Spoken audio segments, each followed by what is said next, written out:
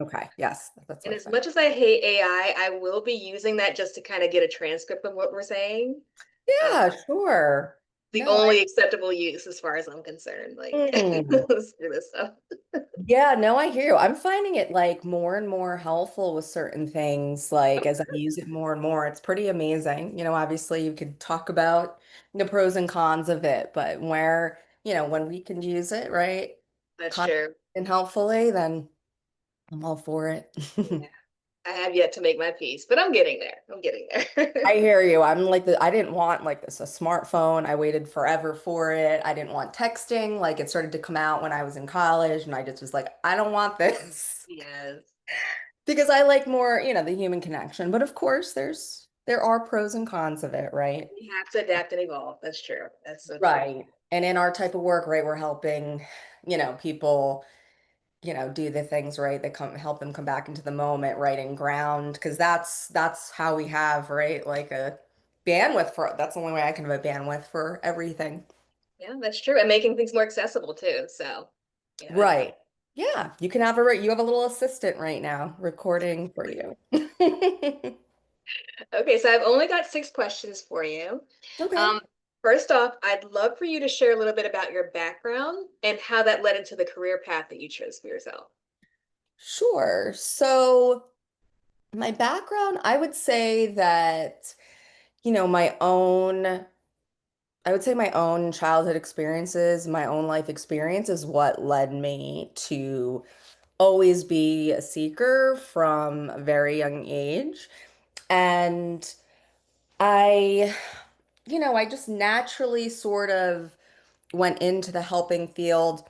I was always interested, I was interested in science, I was interested in yoga, I was interested in meditation and things like that.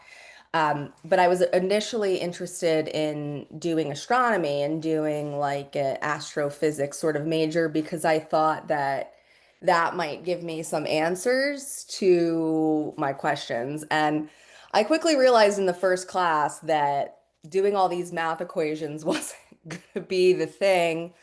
Um, for me, at least at that time, even though it's another language, right? The same place. But so I just switched to psychology because I think it really fascinated me and just, sort of like rolled into the helping professions. But this was also during a time where I had lost, real access to like my art and my artistic abilities. So I was very much into the body base, the yoga, those things, but I also wasn't able to implement it, um, after uh, I'm trying to think, I graduated with my master's in 2010, and then by 2015, I did a yoga teacher training, but that actually led me to my whole body getting I basically stopped functioning and got worse and sicker like after that experience because I had no idea. And this is now 10 years later,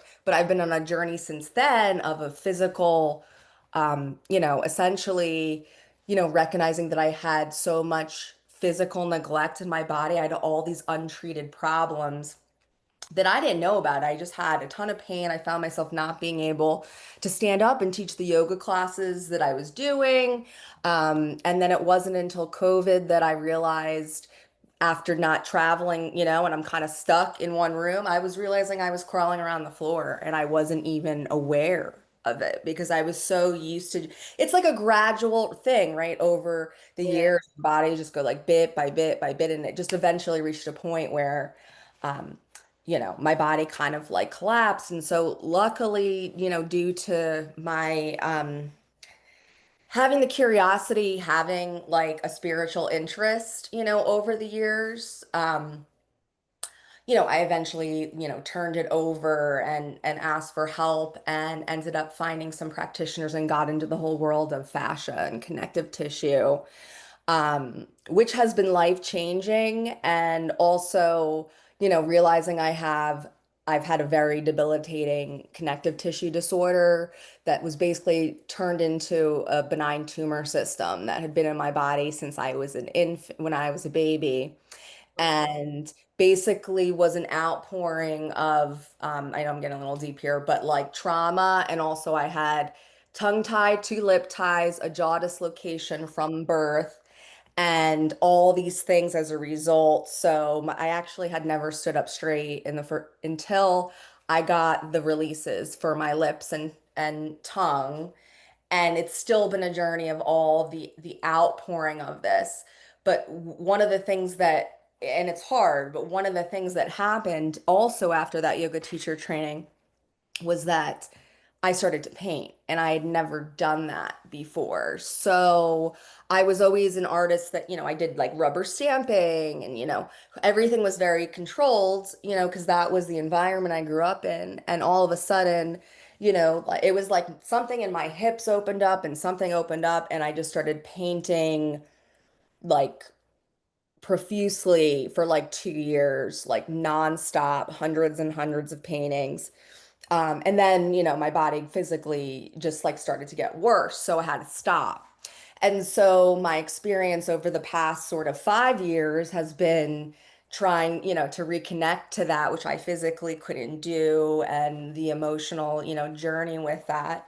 But I am at a place now where, when it comes to the practices I do with my clients and things like that, is, that I'm after doing therapy for so long in DBT and internal family systems and bringing mindfulness in and all this trauma-informed stuff, I'm really interested in the body-based practices and really just coming into the moment and helping people to do that through different creative ways, especially with the painting. And so one of the things that I get to do is when I paint with clients, it's all about using essentially intuitive and expressive art and painting to listen to what your next intuition is, to work with what, maybe something colors you wouldn't think you liked, or, a mistake that you think you made.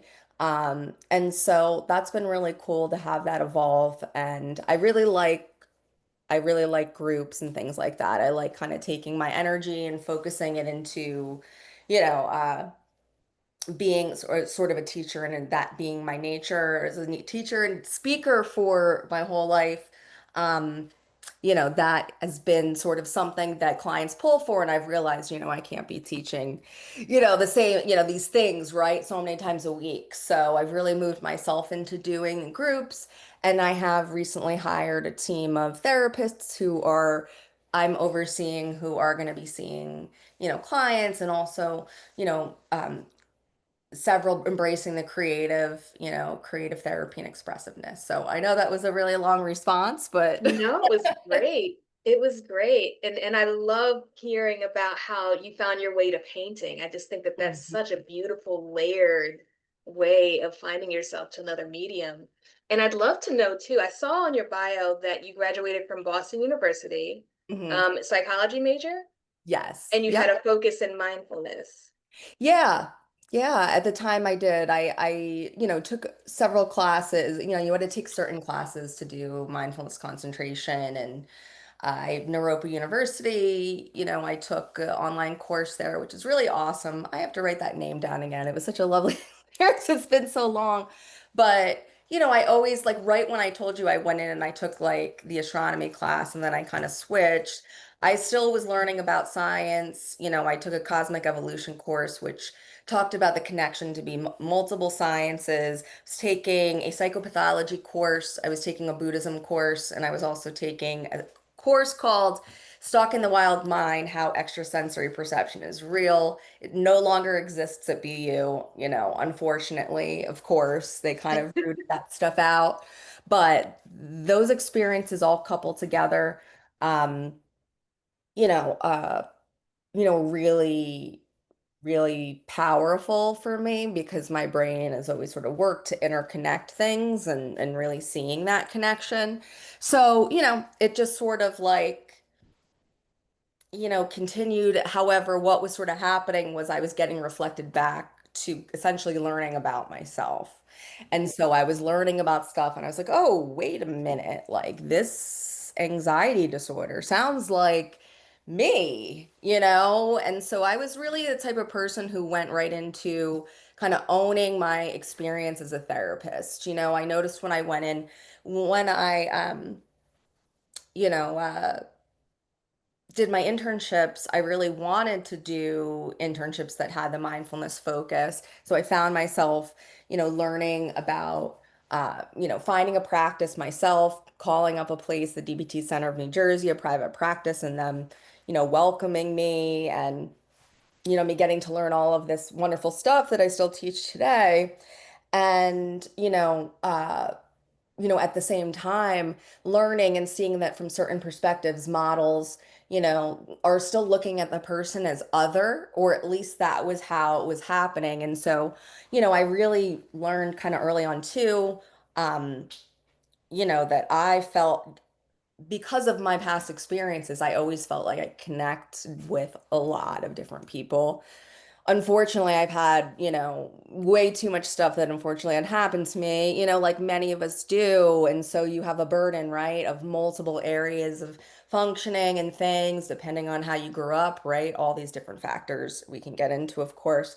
But because of that, I was able to relate. But what I found was that my search and my continued help was helping other people, and I wasn't feeling better because I didn't, the whole physical component was keeping everything else blocked. It's like my, you know, nervous system and connected to is literally nailed down, to the point where I do have to get surgeries on my head to have, getting them removed. So, and that's been a journey. So it's a lot of, again, learning through my experience and then, my clients, I'm honest about my experiences, and I think that's one of the things that's helped me with my practice is just being authentic and being myself and, never wore probably shoes, or I don't even know if I really wore socks for a session ever in my life, even when I was in prison. So it's kind of like, yeah, if the one thing I have is I can be me, then, that's what I can do. And Yeah. it's a journey, but And nobody else can do it.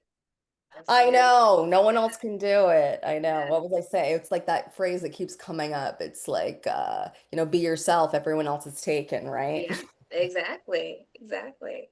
So I feel that one of my callings is to actually begin to bring art more into academia in terms of like the medical professions. And I would love to know whether or not your experience in, undergrad, master's program, was there ever talk about integrating the arts into, what you do as a social Mhm. worker? Yeah. Was that ever like produced and promoted within your Never. No, thing? never. And neither was trauma. I mean, I went to Rutgers University and graduated in 2010.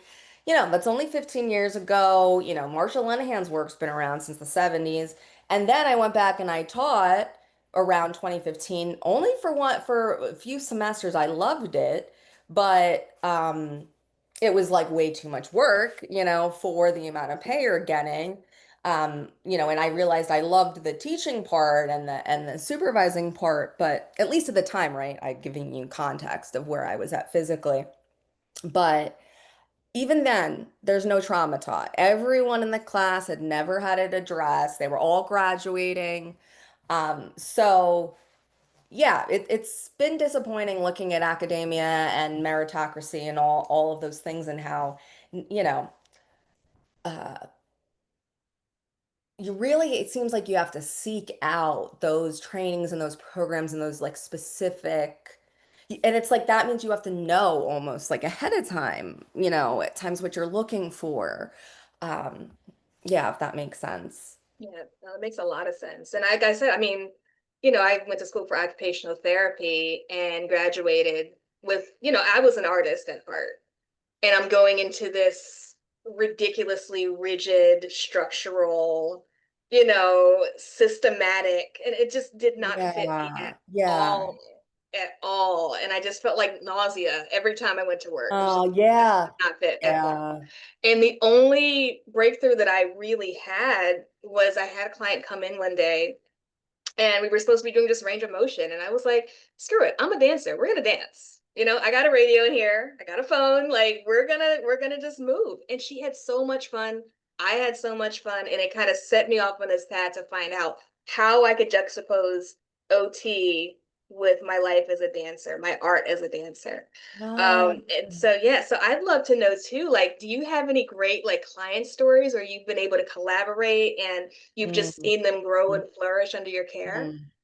Yeah, I mean, similar to you, like I just found myself sitting, like I just kept feeling like I can't sit. Like I just can't, as I started to gain like my access, right? Like my body was probably so numbed out and shut down and surviving in the way it was, I needed to, sit there. And then all of a sudden it was like, ooh, like I need to do this like for me. Like I'm a person in this session too, and there's Yes. gotta be like a blending of what I need and what I can offer. And so it's a little bit scary because I started setting, some boundaries with clients and kind of saying this was the approach that I was going towards. Mhm. Um, and working with blending it in with people and what I mean, it's just reminding me too because I can find myself putting it on the back burner because it's not anyone's first inclination to do it. Yeah. So everyone's bodies want to just kind of, sit and stay, right? And what is it like? The body's not in motion, it wants to stay not in motion, Yeah. right? Love But inertia. Yep. every time, right? And I'm sure you're seeing this almost every, I don't know, 99.999% of the time, and I could probably say 100, everyone always feels slightly better at least Yeah. after they do it. And I have had a client who didn't even remember that she did Irish dancing as a child, gain access to remembering she did that, and now does the classes and is loving that. Um, I have several clients who, again, spent a lot of time. We did the DBT, we did the parts work, and then we started just doing a lot of, movement and really tapping into that. And now this client, again, kind of forgot she took art class in Same. high Same. school.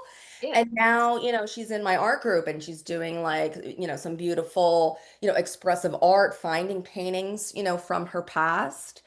And, uh, I just, yeah, there's just, I can't think of all the people because there's just been such a positive effect. Noticing, playing around with different music, playing around with like drumming, music, playing around when people, don't like something or but what I found is that the people who really didn't want to get up and move at all, for the most part, then I was finding that I had to sort of separate myself from that because it was feeling so heavy.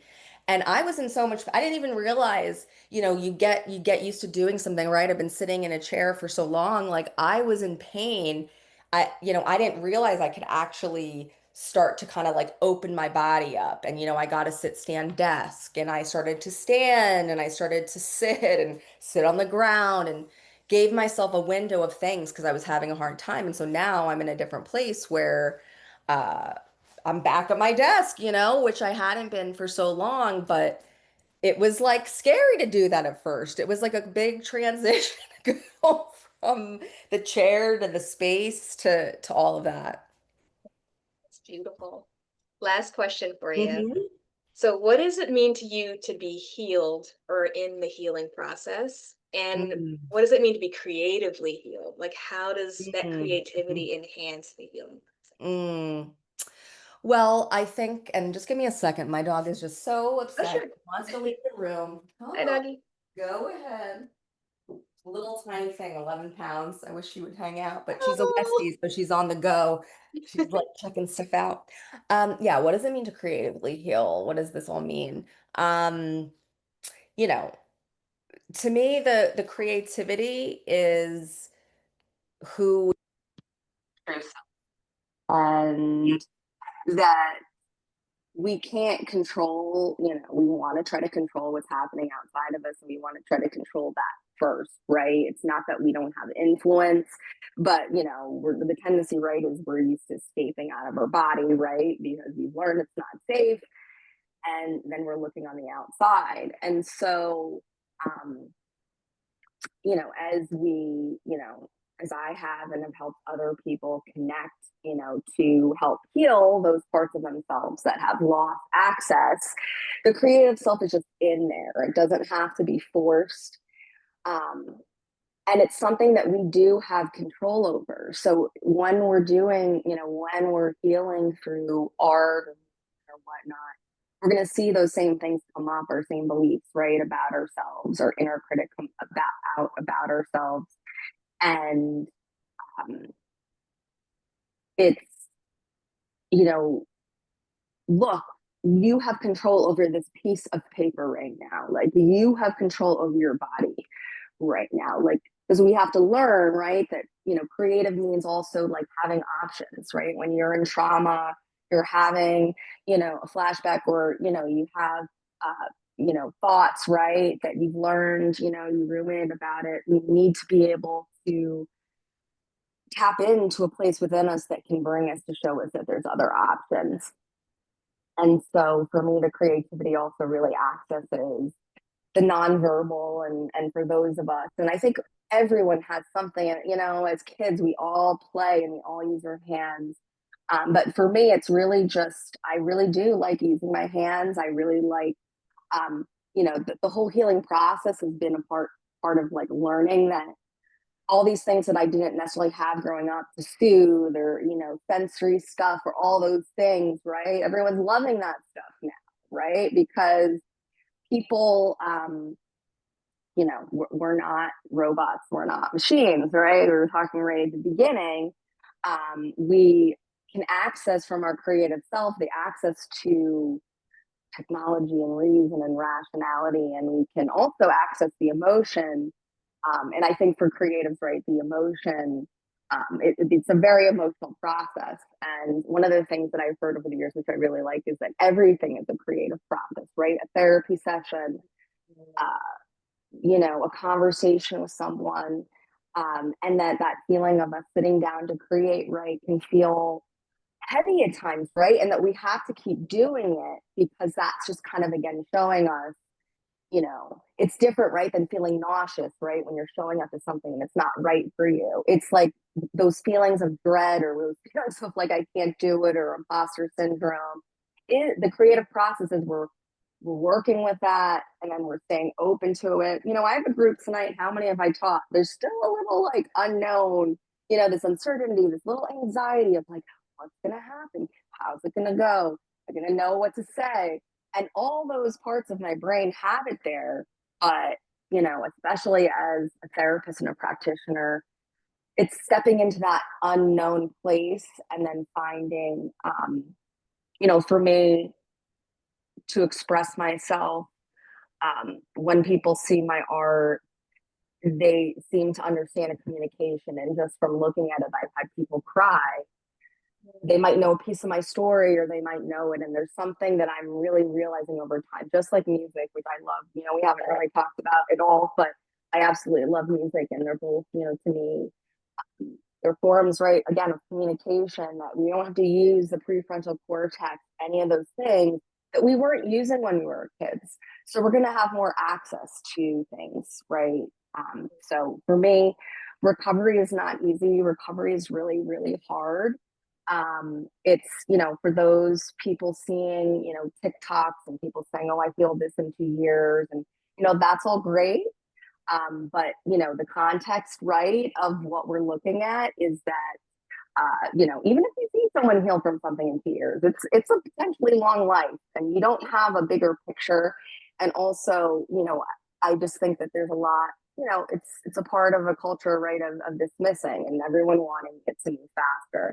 And the only way for me to get through all of this is to have other people who get it and who support me in that, because I don't think we can do it alone. And I think that's also the creative energy that, you know, connects us all together, that I have, the ultimate creation of all of this, right? When it's synchronous and the beauty and all of that. And so I continue to learn, about my physics and all those things to back things up, to give me concrete ways to remember, because it's easy to forget, and that's what we do. We keep coming back to remember together.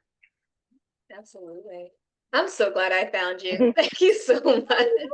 Oh, I really wanted to hear more about you too, but I have to run my group. But maybe we could set up another time and you could share with me more about your practice, especially because you're nearby. We could even meet for coffee or something. I'd love that. And I was thinking, I'm like, maybe I'll join one of your workshops one of these days. Like that would be Yeah, amazing. Absolutely. yeah, Yeah. sure. Would love to have you if you ever want to come in. It's a small group we have right now, women. Sometimes it's 2 to 3 ladies. I haven't had time to market it, so we're just enjoying. But if you ever want to do some art with us, we're there on Okay. Fridays.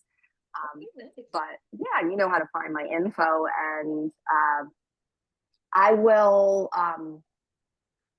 I'll reply back to you, and even if it's this time again or something like that, maybe we can, or like I said, meet. If you want to meet for coffee or something. I don't know if there's particular days. I'm often in the area.